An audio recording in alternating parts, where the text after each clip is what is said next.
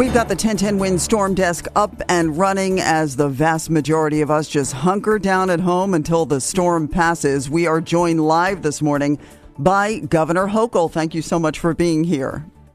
Thank you, and smart advice to hunker down and stay home. That's how we stay safe. Absolutely. The state of emergency in effect. The travel ban is in effect. Any major issues that you've been seeing in terms of people not heeding those warnings? Here's the good news. The vast majority of New Yorkers did listen to us. We've been out for days giving warnings about what is coming.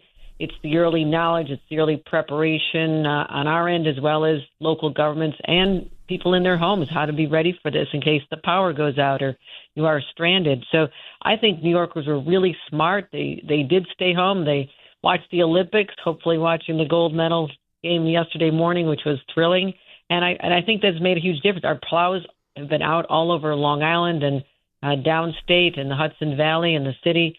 It's making a real difference. I mean, the snow is coming down. We can't control that, but we can control the rate of removal and to clear the streets that are on state highways as soon as possible. So even the power outages, which will go up, power outages will go up. But right now it's about 20,000 statewide, which is quite extraordinary. But we're not through this yet. You're speaking to probably the most experienced governor who's ever dealt with more blizzards, because I'm from Buffalo, and I still have my I survived the blizzard of 77 T-shirts. So if this becomes one for the record books, we're going to start making T-shirts. I survived the blizzard of 26. But New Yorkers are doing great, as are our first responders. My gosh, when you see them outside, please thank them, the plow drivers and the police and the firefighters and EMT. I mean, they're working so hard, and we have National Guard deployed. Literally, the National Guard will be helping nurses get to their jobs at SUNY Downstate in Brooklyn when a shift changes now. So that's the kind of resources we've been providing at the state. But so far, no loss of life associated with this storm, but it is not over yet, and we don't want to get complacent.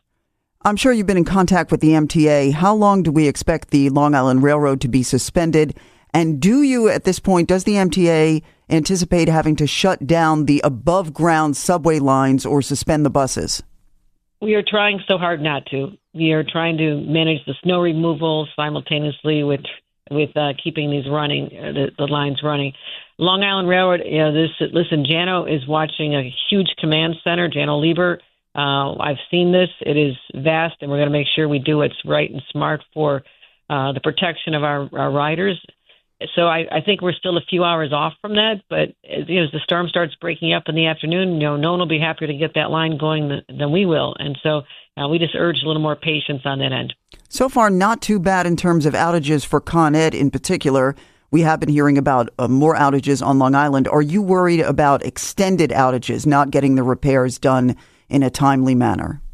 The utility crews are deployed. They're ready to fix the lines if they come down and when they come down. But it is also a safety issue. If the winds are kicking up 50, 60 miles an hour, we're not sending people up on power lines, right? So we have to have the patience of individuals who see what's going on outside and know that they cannot go up and repair them immediately. But they're sitting there ready to go. And that's why I deployed them literally 2 days early, saying I want about 6,000 utility crews deployed in these hotspot areas for us so they can activate right away. But I'll also say LIPA on Long Island has spent years and millions of dollars hardening our assets. So when a storm comes, we're not as vulnerable as we would have been just a few years ago. And some of it is underground lines and other areas where we can just say, we know this could be a major disaster if the power goes out here. How do we put assets around it to make sure it's safer? So some of that is paying off, but listen, more power is going to go down. I can tell you, as sure as I'm speaking to you right now,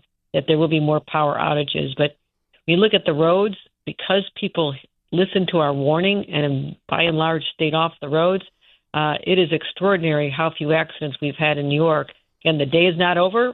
There's no mission accomplished here ever coming from my lips, because this could also change and go for a longer period than we expect. But right now, I'm just so darn proud of New Yorkers and our crews and everybody else who's out there fighting Mother Nature, and she's always going to win. But, we just give it the best fight we can. Yeah, speaking of fighting Mother Nature, here in the city, Mayor Mamdani took some heat when a number of New Yorkers sadly died during the recent cold snap. What have your conversations been with the mayor about that situation for this storm? we want to make sure that we're doing everything we can. If we need to, we can have people on buses. We can make sure that we have our individuals be able to take shelter underground. I mean, we have a lot of different ways we want to be helpful to the city as they manage this. But these are unpredictable weather events. You do the very best you can. I've been through some brutal, very deadly storms in Buffalo, and the local governments do the best they can. It's important to get people off the streets, to tell them to come indoors. And some people are not in a position to be able to make that decision for themselves because of a mental health challenge. And we just have to treat them with compassion and make sure we do everything we can to save their lives. And so I know the city is focused on this very much now. And so I hope that we can make sure that everyone goes home safe after this epic storm. All right, Governor Hochul, thank you so much for your time. All right. Thank you. Bye-bye.